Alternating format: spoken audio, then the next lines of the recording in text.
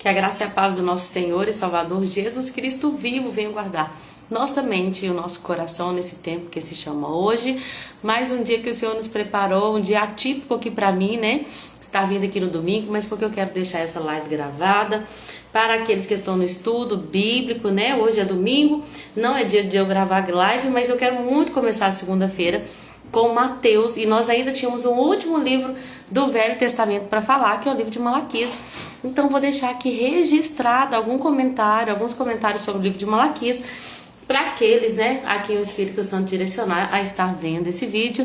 E hoje nós vamos comentar um pouquinho sobre a profundidade do livro que fecha o Velho Testamento, né? Nós tivemos todos esses últimos 10 meses, né, com lives falando sobre todos os 39 livros do Antigo Testamento e como Deus tem nos edificado, né, por meio de sua palavra. Hoje nós vamos falar então sobre o último livro, o livro que encerra esse ciclo profético. Vai haver então, depois de Malaquias, um tempo aí de silêncio de Deus de 400 anos, e então virá um mensageiro, que inclusive Malaquias vai falar sobre ele, né? Um mensageiro que vai falar, que vai preparar o caminho do Senhor, apontando então para João Batista e para o nosso Senhor Jesus. Graças a Deus, gente, terminamos o Velho Testamento. Estou muito feliz, muito grata ao Senhor por essa oportunidade, e vamos começar orando e falando com Ele, amém? Senhor Jesus, tudo é por Ti, tudo é para Ti e é Tua glória. Nós Te glorificamos pela oportunidade que temos de aprender das Escrituras. Não queremos ser só conhecedores de Bíblia, nós queremos conhecer ao Senhor. Nós queremos conhecer o Teu coração, o Teu caráter, o que Te agrada. Queremos, Senhor, conhecimento de Deus, queremos conhecer e prosseguir em conhecer. Não, ó Deus, buscando coisas dessa vida, mas porque quando conhecemos a Ti, nós então também sabemos como Te agradar, como viver uma vida de acordo com os Teus preceitos e mandamentos, e disso depende a nossa alma, Senhor, porque se obedecermos fielmente aos Teus mandamentos, nós colheremos, ó Deus, uma vida próspera, de bênção, de completude, mesmo e apesar das circunstâncias. Se obedecermos, nós sabemos que tem bênção de obediência, Senhor. E acima de tudo, ó Deus, estando no centro da Tua vontade, poderemos experimentar qual seja a boa, agradável e perfeita vontade de Deus. Não queremos andar de acordo com a nossa vontade, mas de acordo com a Sua. Em nome de Jesus. Amém? Dona Piedade, a senhora entrou hoje, não avisei ninguém que eu ia fazer essa live, eu não sabia se eu ia conseguir. Mas que bom que a senhora está aqui, viu? Para poder participar comigo dessa live. Deus abençoe a senhora, viu? Então nós vamos meditar no livro de Malaquias. Malaquias foi o último profeta do Antigo Testamento. Como eu disse, ele vai encerrar esse ciclo profético para que houvesse então um tempo de silêncio de Deus, né? Na maioria das Bíblias, entre o Velho e o Novo Testamento, eles deixam uma página em branco que simboliza esse tempo, né, de encerramento da fase profética, onde Deus enviou os profetas, e houve então um silêncio de Deus, e então nós vamos começar o Novo Testamento com a vinda do Messias, tão aguardado, tão profetizado, o ungido de Deus que foi tão esperado pelo povo de Israel, que conhecia a profecia. Ele vai vir então, né, de um nascimento virginal, de concepção, pela concepção do Espírito Santo. Meu Deus, uma coisa linda. Nós vamos começar a meditar a partir de amanhã, amém?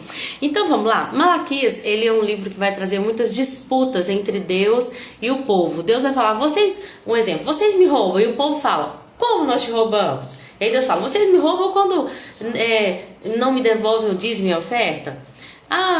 Eu amo vocês. E aí o povo fala, mas como você nos ama? E aí Deus responde, eu amo vocês porque eu vos escolhi.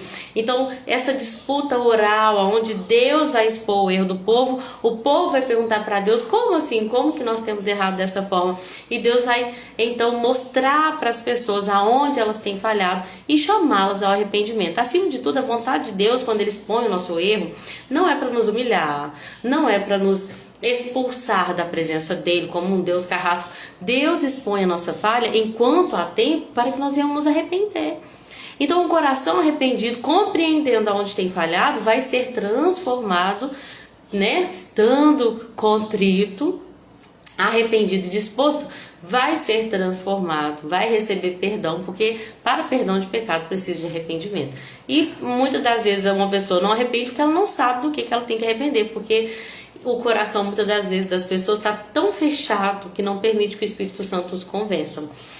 Mas a igreja está sempre orando para que o Espírito Santo convença os corações, né? E assim as pessoas se voltem para Deus, abrindo mão da futilidade das suas vidas vazias e inúteis, adorando a ídolos dessa vida e vivendo apenas nesta terra e para esta terra, né? Esse é o papel da igreja. Então Malaquias, ele vai trazer muitas dessas disputas, onde Deus vai falar com o povo aquilo que está entristecendo ao coração dele, e o povo vai perguntar como que se dá isso, quando que nós fizemos isso, e Deus também vai responder. Essa primeira disputa, ela começa com Deus falando assim, olha, eu sempre amei vocês. E aí o povo pergunta, mas de que maneira você nos amou? E Deus responde, eu amei vocês quando eu rejeitei Esaú e escolhi Jacó. Vamos lembrar dessa história? Abraão foi chamado por Deus como aquele que seria o pai de multidões, aquele por meio de quem viria o Messias, porque a partir da família dele viria o Messias que abençoaria toda a terra. Ou seja, Abraão foi escolhido para ser ali um cabeça de uma tribo, um cabeça, o líder de uma nação, de onde viria o Messias. Por isso que ele era amigo de Deus, por isso que Deus escolheu ele porque ele obedeceu. Então Abraão, pai o homem da promessa ali, recebeu essa promessa de ser o pai de multidões. E aí na sua velhice ele tem Isaac. Isaac se casa com Rebeca e eles têm gêmeos. O primogênito é Esaú e o segundo é Jacó. Esaú nasce primeiro, Jacó depois. Então a bênção de Israel, que hoje nós conhecemos como Israel, né? Jacó, Deus mudou o nome para Israel. A bênção seria para a descendência de de Esaú. O Messias viria naturalmente, pela descendência de Esaú, mas Deus rejeitou Esaú e escolheu Jacó. Então Deus fala para o povo assim, eu sempre amei vocês. E o povo fala, como que você nos ama? E Deus vai dizer, eu vos elegi, vocês são eleitos meus. Eu poderia ter escolhido Esaú, mas eu escolhi Jacó. O que Deus está dizendo aqui, né? Esaú desprezou a bênção da primogenitura, mesmo ele tendo o direito de ser aquele a quem Deus usaria para que a partir dele... Ô Joy! A Joy tá comendo uma garrafa pet ali, só Jesus. Aquele que por meio de Esaú viria o Messias. Cecília, tira pra mim da Joy essa garrafinha, bem, por favor. Não, dá sossego, ai. Misericórdia. Então a bênção viria por Esaú. Só que Esaú desprezou a bênção da primogenitura. Ele trocou por um prazer temporário, que era aquele alimento ali que Jacó, né? Pelo engano de Jacó, que também não foi certo. Mas Deus está dizendo, olha, desde então eu escolhi vocês. Vocês não tinham nem direito, mas eu escolhi vocês. E é por isso que eu vos amo. E aí Deus continua falando, né? Como o povo tem errado. No início do capítulo 1 ele fala sobre Edom, né, que são os descendentes de Esaú. O povo de Edom foi destruído pelo Senhor. Eles até acham que vão ser capazes de reconstruir, mas Deus vai dizer, ainda que vocês reconstruam de novo, eu vou demolir tudo. Deus está dizendo, ainda que eu destruí o povo de Edom, que era descendência de Esaú, mas ainda que ele consiga se reconstruir de alguma forma, e eu vou dizer, eles vão ser chamados de o povo contra o qual o Senhor está irado para sempre. Meu Deus. E aí, Deus continua falando a partir do versículo 6, Deus vai falar um tema muito central em Malaquias, é a questão da honra. Vamos imaginar, Dona Piedade, que vai chegar uma pessoa muito importante na sua casa, vai vir, eu vou usar um líder eclesiástico, porque eu não tenho muita referência assim em líder político. Vamos falar que o pastor Márcio Valadão, um grande homem de Deus, que já jubilou, mas que fez um grande trabalho para o reino de Deus. Ele vai para sua casa, sabe, Dona Piedade? Ele vai para sua casa. Como você receberia esse homem que você sabe que é um grande homem de Deus? Você prepararia a casa, você prepararia uma mesa farta, você faria um grande banquete, você daria o seu melhor, se prepararia, gastaria talvez até do que não tem para entender que aquele homem merece honra. E aí você o receberia com alegria, iria lá na porta, iria pagar uma pessoa que faz às vezes uma torta doce maravilhosa, porque você vai honrá-lo. Deus no livro de Malaquias vai falar muito sobre essa honra. A honra é reconhecer a importância de alguém. Quando você reconhece que alguém é importante, de verdade, você trata essa pessoa com honra. E aí, quando o Malaquias vai tratar sobre como as pessoas não tratavam a Deus com honra.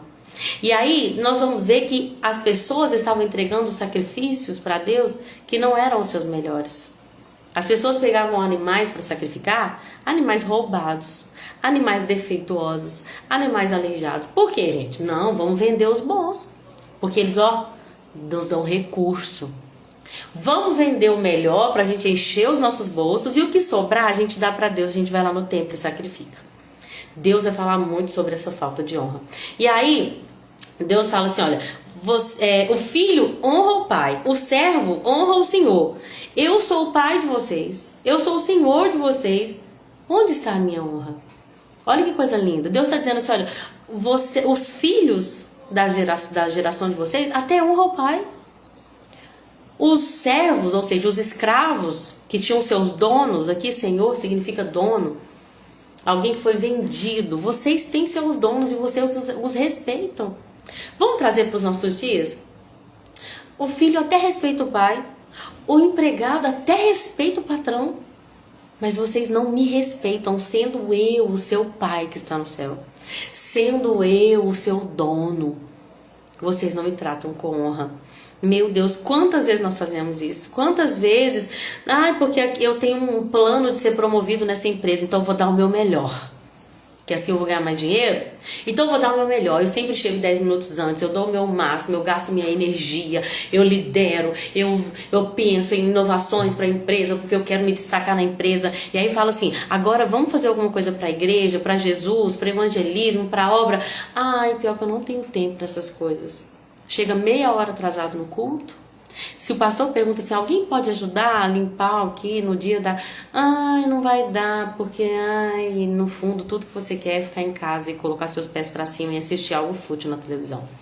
Quantas vezes? Quantos de nós honramos nossos patrões? O patrão pede alguma coisa e a gente fala, pode contar comigo? Não, pode contar comigo, se for necessário eu faço hora extra. Se for necessário, a gente vai, a gente mexe. Mas agora é pra igreja. Vocês podem ficar 15 minutos a mais? Essa pregação que não acaba nunca. Quantas vezes o nosso coração inverteu os valores? Deus está dizendo, vocês honram os seus senhores. Os empregados honram o senhor deles. Os filhos honram o pai. Mas e eu? Eu sou o seu pai. Eu sou o seu senhor. Vocês não têm me tratado com a devida honra e respeito. Vocês desprezam o meu nome.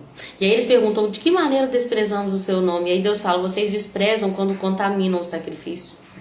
Porque vocês sacrificam animais cegos, animais aleijados, animais doentes.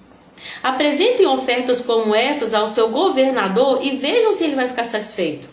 Imagina que o Nicolas Ferreira, né? Eu achei aqui uma referência política. O Nicolas Ferreira vai vir na igreja. Na nossa igreja, vai dar um testemunho lindo. Ele tem feito um grande trabalho no Brasil, né? Em prol dos valores que a gente reconhece como os valores de Deus, valores bíblicos. E aí o Nicolas Ferreira vai na nossa casa. Nós ofereceríamos isso para ele? Nós diríamos, Nicolas, pode ir entrando aí, que eu já tô acabando de me arrumar aqui, porque eu vi um pouquinho mais de televisão de tarde, não deu tempo de me arrumar direito, arrumar a casa. Mas daqui uma meia hora eu já te atendo aí na porta, viu? Na verdade, você pode ir entrando aí, daqui a pouco eu faço um miojo pra você, a gente come um miojinho e tá tudo bem. Nós não faríamos isso pro governador. Nós não faríamos isso por um líder, nós não faríamos isso para pessoas, até mesmo essas que não têm nomes e títulos, pessoas que nós consideramos importantes. A pergunta é, por que nós oferecemos para Deus aquilo que não é o nosso melhor? Por que nós pegamos o nosso tempo de 24 horas e muitas vezes só vamos dedicar para Deus os últimos 10 minutos? Por que quando a gente fala de ler a Bíblia, as pessoas dizem, eu não tenho tempo. Mas se surgiu um livro de romance que virou febre, muitos leem. Porque muitas das vezes nós gastamos tanto tempo com as redes sociais, mas não gastamos tempo de oração. Porque nós não honramos ao Senhor. Essa é a verdade que Malaquias vem nos ensinar e que Deus quer chamar a nossa atenção. O versículo 3 até fala assim: as pessoas dizem, é difícil demais servir ao Senhor e desprezam as minhas ordens. Mas vocês trazem como ofertas animais roubados, aleijados e doentes. Acaso devo aceitar essa sua oferta? Maldito seja o trapaceiro que promete um carneiro forte, mas depois sacrifica ao Senhor um animal defeituoso. Meu Deus! E aí nós vamos para o capítulo 2, onde essa advertência vai ser mais exclusiva para os sacerdotes. Deus vai falar para os sacerdotes: decidam honrar o meu nome. Os sacerdotes, no versículo 7, fala assim: olha, o sacerdote deve guardar o conhecimento de Deus, e o povo deve buscar o sacerdote para receber instrução, pois ele é o mensageiro do Senhor dos Exércitos. Mas vocês, sacerdotes, se desviaram dos caminhos de Deus, suas instruções fizeram muitos caírem em pecado. Vocês quebraram a aliança que fiz com os levitas. Olha só o que Deus está falando para os sacerdotes: vocês deveriam levar o povo a fazer o que é certo. Mas como vocês me desprezaram, vocês levaram o povo a pecar. E sabe, Deus nos escolheu, Jesus nos escolheu, nos chamou como a igreja de Cristo, como reis e sacerdotes. Então hoje nós, a igreja, somos responsáveis por salgar a terra. O que significa ser o sal da terra? O sal conserva a terra. O sal dá sabor à terra. A luz que ilumina o caminho. Se nós formos insípidos, Jesus vai falar, se a gente não salgar, de que serve o sal, gente? Não vale nada. Quando nós, a igreja de Cristo, que somos os sacerdotes, que deveríamos estar levando as pessoas que não reconheceram ainda o Cordeiro a fazerem o que é certo, quando nós nos desviamos, sabe o que acontece com o mundo? As pessoas que nós deveríamos estar levando para fazer o que é certo, na verdade a gente acaba desviando. Se a igreja não se posiciona, a cidade se desvia. Nós precisamos nos posicionar. Amém? Deus continua falando agora um chamado à fidelidade. A partir do versículo 10, Deus vai dizer assim: olha, todo mundo diz, não somos filhos do mesmo pai? Não fomos todos criados pelo mesmo Deus? Mas Deus vai dizer: Judá foi infiel. Os homens de Judá contaminaram o santuário que o Senhor ama, quando se casaram com mulheres que adoram deuses estrangeiros. O livro de Malaquias, ele se passa no período pós-exílio. Então, as pessoas voltaram do exílio, né? Lá em Neemias 13, nós vimos que isso aconteceu. Depois de um tempo, esses que voltaram, dispostos a fazer o que é certo, reconstruir o templo, restabelecer a adoração e seguir a Torá, mas na verdade, muitos homens se desviaram, casaram com mulheres estrangeiras. Inclusive, Neemias fica bravo. Estava lendo aqui Neemias 13 de novo. Neemias 13, 23, olha o que Neemias diz: vi também naqueles dias judeus que tinham casado com mulheres asdoditas, de Asdod, ou seja, filisteias, amonitas e moabitas, e seus filhos, olha só, os filhos dos judeus, eles falam meio asdodita porque não podiam falar judaico. E eles, se não segundo a língua de cada povo. E aí Neemias fica bravo, ele diz: contendi com eles, amaldiçoei eles, até espanquei alguns deles, meu Deus do céu, lhes arranquei o cabelo e fiz jurar por Deus, dizendo: não dareis mais vossas filhas aos seus filhos, e não tornareis mais suas filhas, nem para os vossos filhos, nem para vós mesmos. O que Neemias está dizendo aqui? Neemias está dizendo assim: vocês que deveriam criar filhos para a minha glória, Deus vai dizer, né? Vocês que deveriam criar filhos que falam a mesma língua dos seus antepassados, vocês estão se casando com mulheres estrangeiras. E essas mulheres estrangeiras, e esse casamento com mulheres estrangeiras tem feito com que a nova geração, que deveria falar essa mesma língua, está falando línguas estrangeiras, não sabe nem falar o judaico. Gente, isso é muito sério. Nesse tempo, uma coisa que os homens estavam fazendo era que eles estavam se divorciando por nada. A Bíblia diz assim, que Deus vai dizer assim: olha, o que esses homens fizeram? O Senhor foi testemunho dos votos que você e sua esposa fizeram quando eram jovens, mas você foi infiel. Embora ela tenha continuado a ser a sua companheira, a esposa a qual você fez seus votos de casamento. Acaso o Senhor não fez um só com a sua esposa? Em corpo e em espírito, vocês pertencem a Ele.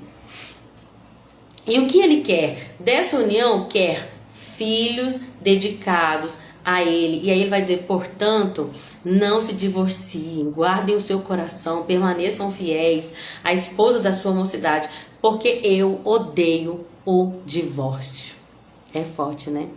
Deus está dizendo, eu odeio quando vocês fazem uma aliança e depois por nada vocês quebram. Eu odeio quando diante do meu altar vocês dizem, felizes para sempre.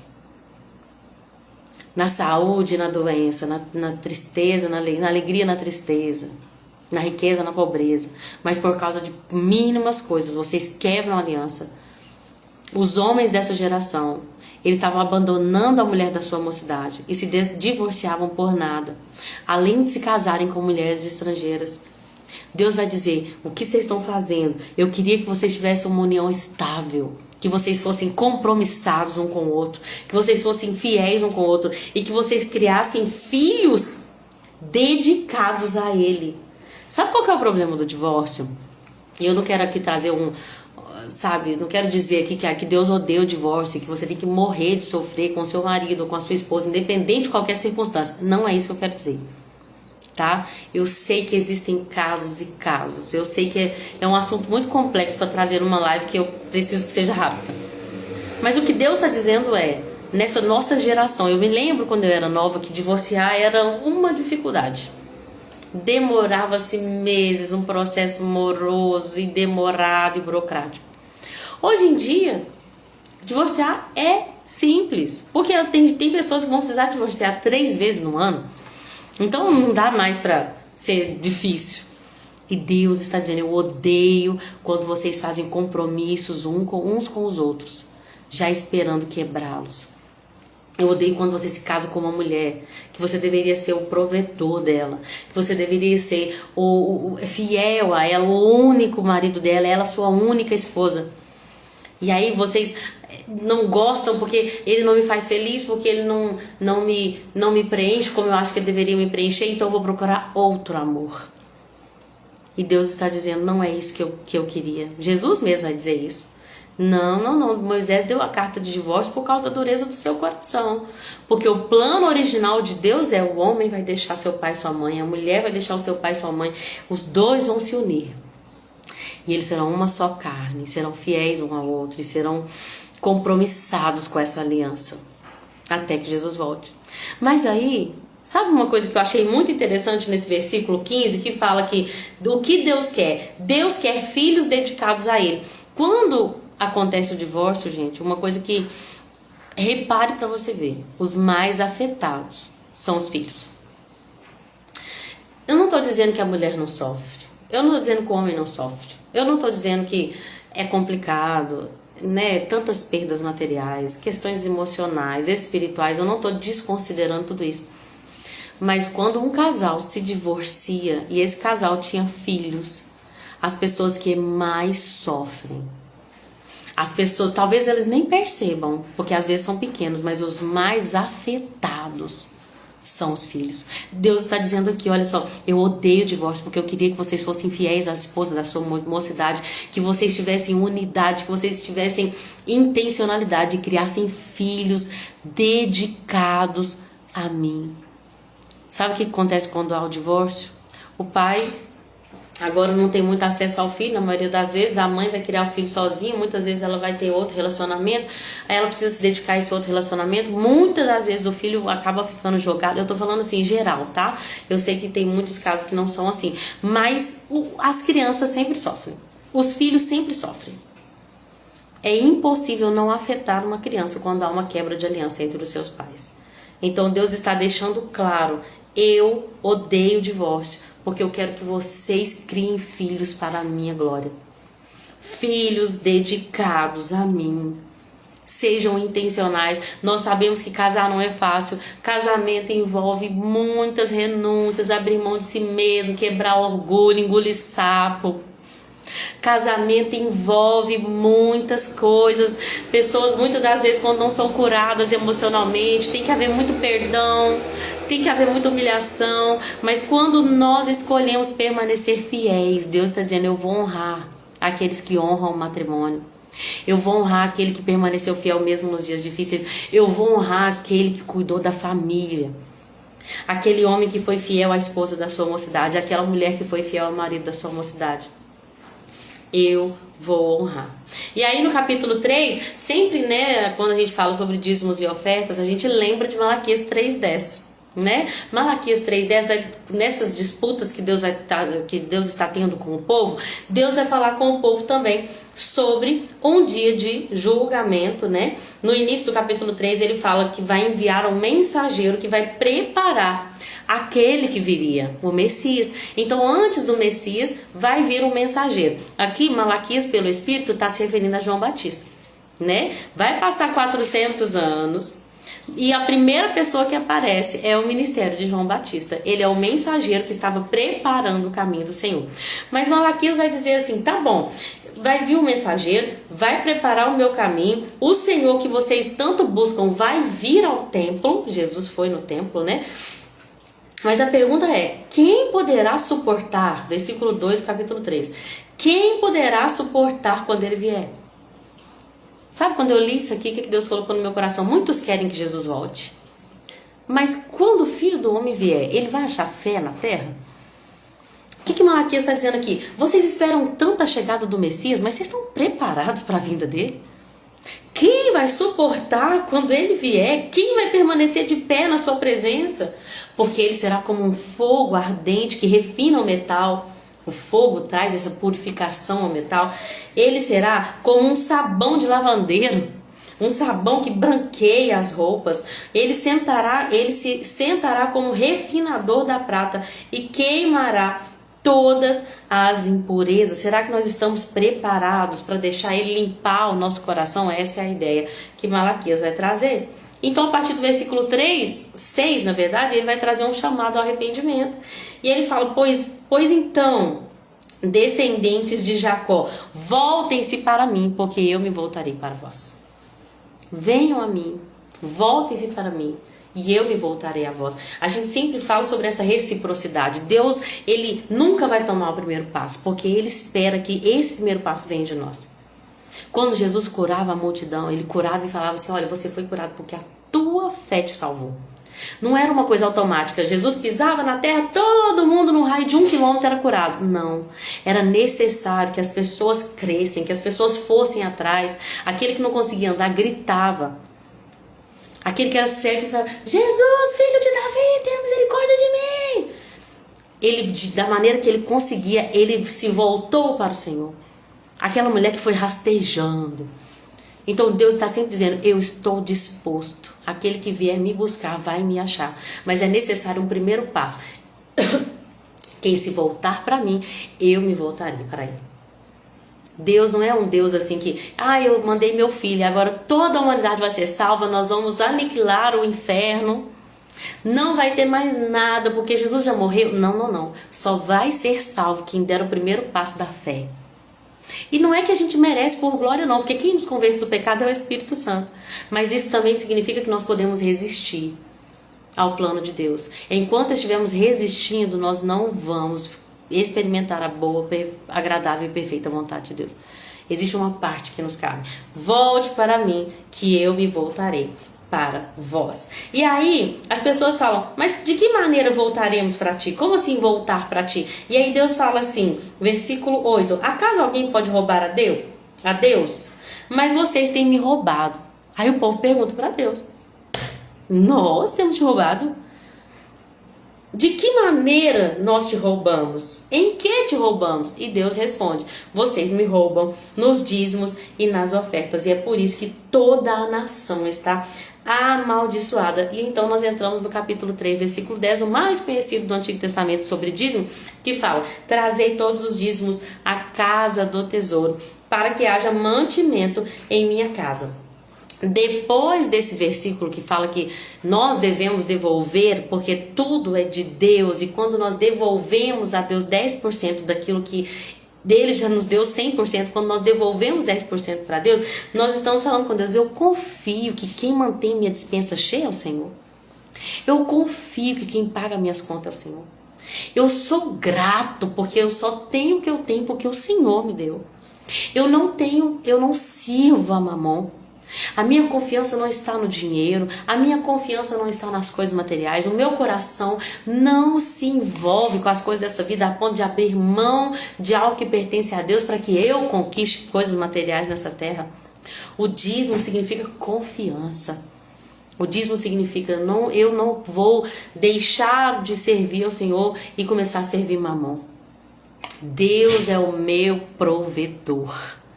E aí, num ato de confiança, de obediência, de fé e de gratidão, compreendendo que tudo que eu tenho é teu, Cristo, tudo que eu sou é teu, Filho, minha casa, o meu dinheiro, meu recurso, meu destino por inteiro, tudo é teu. Quando a gente entende que tudo é de Deus, a gente não tem essa, eu vou ver se eu vou dar o dízimo. Não sou eu que defino para onde meu dinheiro vai. Meu dinheiro não é meu. Minha vida não é minha, meu corpo não é meu, nada é meu. Quando eu levantei as minhas mãos e falei, Jesus Cristo, tu és meu dono. Quando a gente reconhece Jesus como nosso Senhor, o que nós estamos dizendo é que Ele é nosso dono. E escravo não tem nada não, gente. Tudo que o escravo tem é do dono dele. A casa do escravo é do dono, o dinheiro que ele tem é do dono, o corpo dele é do dono. Ele é um escravo. Deus nos tirou da escravidão do pecado e nos fez servos de Cristo, escravos de Cristo. Nós vamos ver isso no Novo Testamento, nas cartas paulinas. Então nós vamos entender que não é sobre como eu administro o meu dinheiro e eu vou ver se eu oferto ou se eu dizimo esse mês. É sobre obediência. Mas o que eu acho mais lindo nesse capítulo é que Deus vai fazer uma promessa. Deus vai falar assim, olha, se vocês fizerem isso, se o coração de vocês não estiver enraizado, arraigado nas coisas materiais, apegado às bênçãos financeiras, se vocês tiverem esse ato de confiança e de fé, eu vou dar uma promessa para vocês. Eu vou abrir as janelas do céu. Vou abrir as janelas do céu e vou derramar tantas bênçãos que não vai ter nem espaço para guardá-las. Eu vou ler uma versão mais antiga, só porque eu tenho apego emocional. As versões tradicionais. O que não foi? Deixa eu tentar de novo aqui. Malaquias 3. Olha nas versões mais tradicionais que fala que, olha, trazei os dízimos à casa do tesouro para que haja mantimento em minha casa, depois fazei prova de mim. Olha isso, Deus está falando, depois vocês podem fazer prova de mim. Gente, tem uma coisa que a gente não pode fazer, é tentar a Deus. Jesus deixou isso muito claro. Quando o diabo falou para Jesus assim, lança-te daqui, porque a Bíblia diz que aos teus anjos dará ordem ao teu respeito para te guardar, para que não tropece em pedra alguma. Se joga. E aí, o que Jesus fala para o diabo? A Bíblia também diz, não tentarás ao Senhor teu Deus. Não podemos tentar a Deus. Eu vou me jogar na frente do caminhão e eu vou provar para todo mundo que eu sou mulher de Deus, que não vai me acontecer nada. Não. Não vai tentar o Senhor teu Deus, não. Mas no quesito dízimos e ofertas, a Bíblia está dizendo, Deus, o Senhor está dizendo, façam prova de mim. Prova. Me prova. Diz o Senhor dos Exércitos, se eu não vos abrir as janelas do céu e não derramar sobre vós uma bênção tal que não haja lugar suficiente para recolher. Sabe o que Deus está dizendo? Quando você obedecer, as bênçãos vão vir de uma forma tão grandiosa, você não vai conseguir nem guardar. Você não vai ter espaço para segurar. Você não vai conseguir carregar a quantidade de bênção que eu vou enviar. Só que sabe uma coisa que eu acho interessante? Quando alguns anos ou meses, não lembro, eu tive essa revelação da parte do Espírito Santo. Quando nós somos fiéis a Deus, as coisas que Deus nos envia, elas não vêm de uma forma natural. Elas vêm de uma forma sobrenatural. Porque Deus disse que se nós fôssemos obedientes e fiéis, Ele abriria as janelas do céu. Assim como a chuva cai do céu para nós, é como se eu entendesse assim, olha, não vai ser pelo seu esforço, porque você trabalha muito. Não vai ser pelo quanto que você se esforça que você vai ganhar as coisas. Quanto mais você confia em mim, quanto mais você me obedece, mais você descansa, mais as coisas vão chegar até você. Eu tenho participado disso na minha vida, eu não posso falar muito porque eu tenho culto daqui a pouco, eu tenho que me arrumar para ir para a igreja. Mas eu tenho experimentado isso. Desde o dia que Deus me chamou, eu sei que isso não é para todo mundo, mas Deus me chamou para viver integralmente para o evangelho, para o reino. E eu abri mão da minha profissão e do meu trabalho. E eu não vou dizer que foi sempre, uau, que Deus sempre me deu o que eu queria. Não, passei por tempos assim de tratamento de Deus para me apegar às coisas espirituais e um desapego às coisas da carne, da vida, dessa vida. Mas uma coisa que eu tenho experimentado, gente, como que Deus abre as janelas do céu. Porque chega roupa na minha casa, já ganhei muita roupa nova. Deus já enviou recursos de onde não tinha recurso. Deus já realizou sonhos de onde não tinham como sair. E eu tenho trabalhado para Ele. Então, eu tenho experimentado disso. Se você for fiel e obediente, eu vou abrir as janelas do céu. E a bênção que vai vir não vai ser pelo seu esforço, que você vai trabalhar em 5 empregos. E aí você... Não. As bênçãos vão vir de Deus para você. Uau!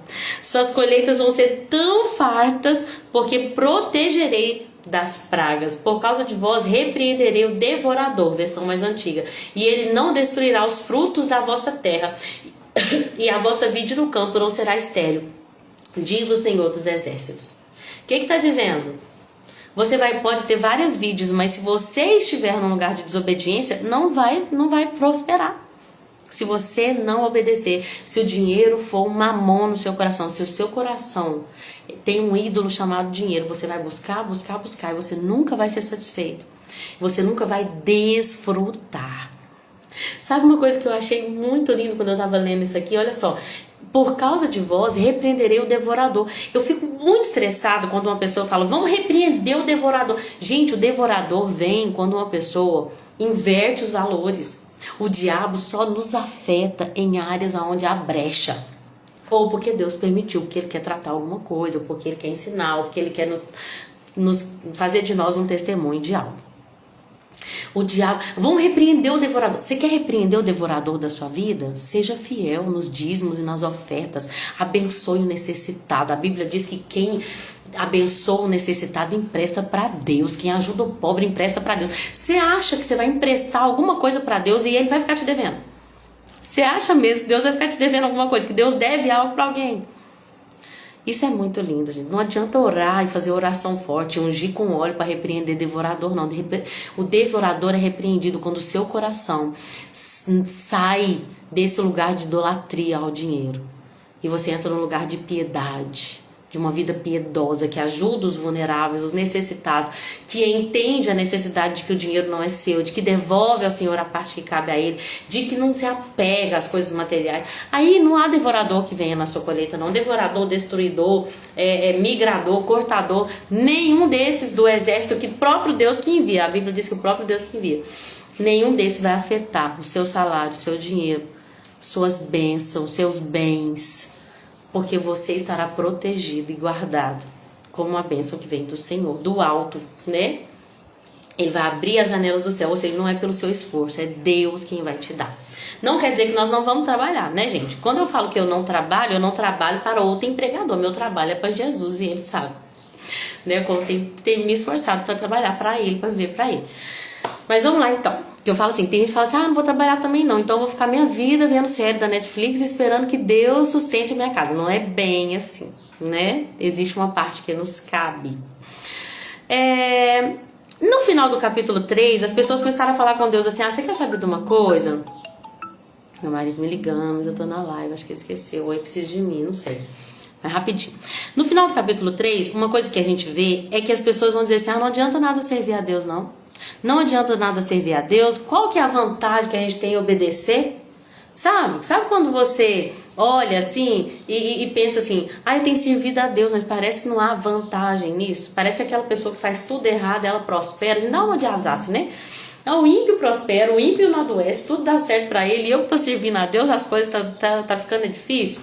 Deus vai falar assim, olha, vocês estão dizendo isso, que não adianta me servir, que eu não vejo iniquidade, que eu não abençoo quem obedece. Mas existe um livro memorial para registrar os nomes dos justos. Deus está dizendo, vai chegar um dia em que eu vou recompensar aquele que escolheu obedecer. E um versículo que eu amo, que é o último do capítulo 3, que fala assim, ó: então vocês vão voltar e vão ver a diferença entre o justo e o ímpio, entre o que serve e o que não serve. Vai chegar um dia em que vai ficar muito nítido uma diferença entre o que serve a Deus e o que não serve.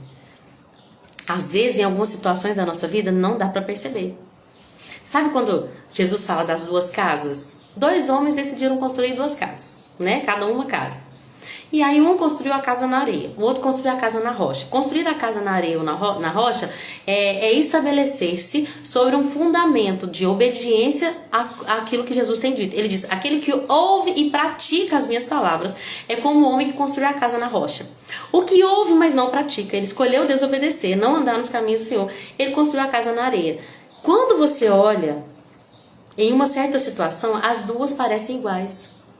O que não dá para ver numa casa é o fundamento dela.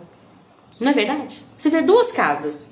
Você vê uma casa que foi construída assim a partir do chão, coloca os tijolinhos lá. E vê uma outra que teve um fundamento de não sei quantos metros de tubulão e pedra e metal e tal. Mas quando você olha as 2 acabadas, parecem que são iguais.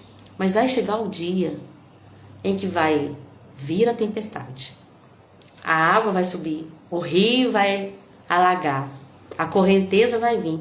Qual casa vai permanecer? Aquela que foi fundamentada sobre a rocha. O que Deus está nos dizendo aqui com Malaquias 3? Pode parecer que não vale a pena me servir. Pode parecer que eu não vejo o que o ímpio está fazendo. Mas vai chegar o dia em que vocês vão ver a diferença entre o que me serve e o que não me serve.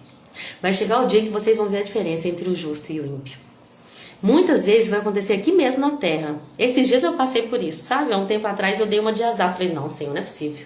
Nós temos te servido, nós temos te buscado, nós temos dado o nosso melhor e passando por tanta luta. E algumas pessoas que te dão o resto estão prosperando, porque naquele momento a minha carne foi mais forte, sabe? E aí, quando veio a dificuldade, essa pessoa se abalou. Essa pessoa desanimou na fé. Essa pessoa... Deus não está vendo, minha filha? O que importa não é o que é aparente, o que importa é o fundamento, porque os dias maus vêm para todo mundo, mas aquele que não está fundamentado em mim, ele não vai resistir. Aquele que está fundamentado na rocha pode subir o rio, pode vir alagamento, correnteza, furacão, ele resiste, a casa é firme. Agora aquele que tinha só aparência, sabe o que acontece? A Bíblia diz que ela cai, a casa cai, e é grande a sua queda. Misericórdia. Um dia você vai ver a diferença. Continua servindo a Deus, porque vocês verão a diferença entre o que serve e o que não serve. Para terminar, então, o último capítulo do Antigo Testamento. Aleluia! Gente, você sabe o que é trazer lives aqui o ano inteiro, de cada capítulo da Bíblia. E eu tô feliz demais, gente. Para mim é uma conquista terminar o Novo Testamento, o Velho Testamento aqui. Para terminar, então, o capítulo 4 vai falar que o dia do Senhor se aproxima. Que embora os que não temem, parece que nada acontece com eles, mas para os que temem, a Bíblia diz: vai nascer o sol da justiça, e ele vai trazer cura em suas asas. Olha, vocês não estão vendo o Messias, vocês estão sofrendo aí à espera das promessas que foram feitas, mas olha, o sol da justiça vai raiar. E nós podemos viver isso agora. Nós não estamos vendo Jesus. Jesus está lá aguardando o tempo. Nós só escutamos. Jesus está voltando, mas a gente não está vendo. Se você permanecer fiel para aqueles que o temem, pode ter certeza, ele vai voltar. Filha, vai tomar banho, meu bem? Ele vai voltar. Ele está vindo. Jesus está vindo. Vai valer a pena servi-lo. Todos nós vamos ver claramente a diferença entre ovelha e bode, joio e trigo. Nós vamos ver a diferença entre o que serve e o que não serve. E mais do que isso, nós podemos presenciar. Não sei, filho, deve estar do lado da minha cama, amor. Nós vamos presenciar o sol da justiça. Ele já raiou para nós, nós já somos curados por ele, mas nós vamos vê-lo como ele é. Um dia vai ser pleno o reino de Jesus na terra e poderemos estar com ele. E vai ser maravilhoso. No final do capítulo 4, nós vamos ver quase que uma conclusão do livro de Malaquias e do Velho Testamento.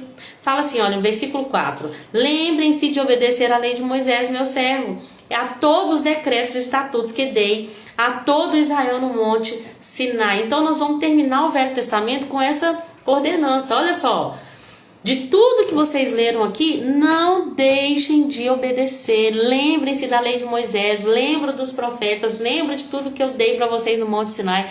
Não deixem de buscar, obedecer e viver os preceitos da minha aliança. E aí termina o versículo 5 e 6, vai falar de João Batista, né? Versículo 5, veja, eu lhes envio o profeta Elias. Lembrando que João Batista e Elias tem várias semelhanças, né?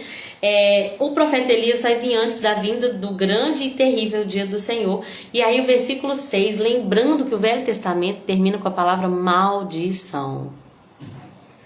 E o Novo Testamento termina com uma bênção. Glória a Deus. Lá em Apocalipse, o último versículo vai falar assim. Deixa eu abrir aqui. Apocalipse. Na CF, versículo 22, o último versículo fala assim, ó.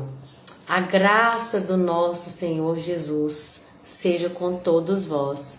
Amém. Então nós vamos terminar o Velho Testamento com a palavra maldição, para que eu não venha e fira a terra com maldição, mas termina com graça e com bênção. Novo Testamento.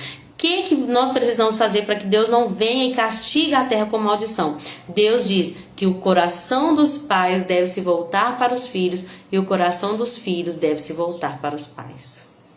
Quando o coração dos pais se converter aos filhos e o coração dos filhos se converter aos pais, quando essa aliança familiar for restaurada, quando os pais entenderem que eles precisam criar filhos para a glória de Deus, quando os pais entenderem que não é só sobre eles, é sobre a posteridade, é sobre a nova geração, é sobre os filhos que Deus nos entregou, e os pais se voltarem para os filhos, e quando os filhos se voltarem para os pais, então nós poderemos presenciar a bênção, para que Deus não venha e fira a terra com maldição. A gente vai ver esse contexto no livro de Malaquias. Deus quer uma família estruturada, pai e mãe intencionais na criação de filhos que vão ser criados para serem dedicados ao Senhor, para a glória de Yahvé. E quando esses filhos obedecerem, gente, se tem uma coisa que o diabo tem feito hoje em dia é isso. É essa inversão de valores, onde o pai tem que deitar no chão para o filho passar em cima, tem que fazer tudo o que o filho quer. Os filhos não honram os seus pais. A gente viu um filmezinho até bonitinho, minha irmã me mandou ele, e o Edmundo falou, você gostou do filme? Eu gostei, mas uma coisa que a gente sempre vê nos filmes, principalmente da Disney, os pais sempre são aqueles chatos, os fanáticos que querem que você viva coisas que você não quer viver, coisas chatas. E aí os filhos, eles são incentivados a serem eles mesmos, a curtir com seus amigos, a não se preocupar com o que o pai pensa, né? Então no fundo o diabo quer trazer, quer disciplinar nossas crianças, quer doutrinar nossas crianças e nossos adolescentes nesse entendimento. Seu pai é um careta, seu pai não sabe de nada, ele está ultrapassado, você pode viver sua vida, você pode desonrá-lo para fazer aquilo que você quer. Então nós temos que nos voltar para os nossos filhos e orar para quebrar essa maldição, para quebrar esse intento do diabo que quer tirar essa honra, gente, que é necessária. Nos 10 mandamentos, o nosso Senhor coloca lá que os filhos devem honrar os pais. Já pensou nisso? Junto com não matar? É tão importante honrar o pai como é importante não ser um assassino. Então é um tempo de os pais serem intencionais, criar os filhos com intenção, porque se o seu filho for criado no caminho, você e ele juntos, num caminho de busca de santidade, a Bíblia é clara, seu filho vai crescer e não vai se desviar dele. Mesmo quando for velho, ele não vai se desviar. Amém? É isso, gente. Tava vendo, parece que o tempo tá fechando, acho que é porque tá escurecendo mesmo, né? Deus abençoe vocês. Obrigada, pouquinho ficou até o final. Que Deus abençoe. Dona Piedade, obrigada por ter ficado desde o início. Eu não sei quem mais que tá aqui, porque meu Instagram não tá aparecendo. Toda vez eu falo que vou fazer alguma coisa, não vou fazer. A Maria tá aqui também. Deus te abençoe, viu, querida?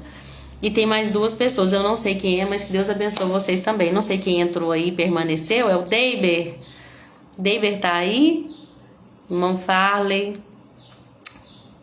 Adriana, ô querida, que bênção que você ficou até o final. Que Deus abençoe você e sua casa, viu?